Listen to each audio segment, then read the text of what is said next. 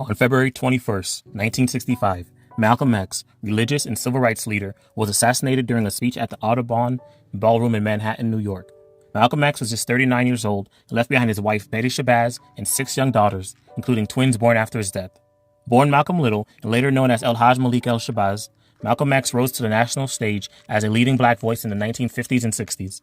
After being appointed a minister and spokesman for the Nation of Islam, Malcolm X brought tens of thousands of new members to the religious organization. His powerful speeches and innate charisma drew large crowds and supporters, but his criticism of white society and calls for black nationalism drew controversy and opponents. Fearing his power and influence as a black leader, the FBI followed Malcolm X throughout his public life. After falling out with Nation of Islam leader Elijah Muhammad, Malcolm X left and started his own movement. As his popularity grew, so did the threats on his life. Just a week before Malcolm X spoke in Manhattan, he and his wife, along with their 4 daughters, were forced to abandon their home in the middle of the night after it was firebombed. Malcolm X's legacy has far outlasted his life. Through his best-selling autobiography and powerful speeches, his beliefs later inspired the Black Power movement and remain influential in activism in America and throughout the world today. We want freedom by any means necessary.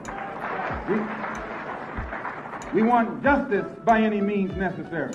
We want equality by any means necessary. We don't feel that in 1964, living in a country that is supposedly based upon freedom and supposedly the leader of the free world, we don't think that we should have to sit around and wait for some segregationist congressmen and senators and a president from Texas in Washington, D.C. to make up their mind that our people are due now some degree of civil rights. No, we want it now, or we don't think anybody should have it.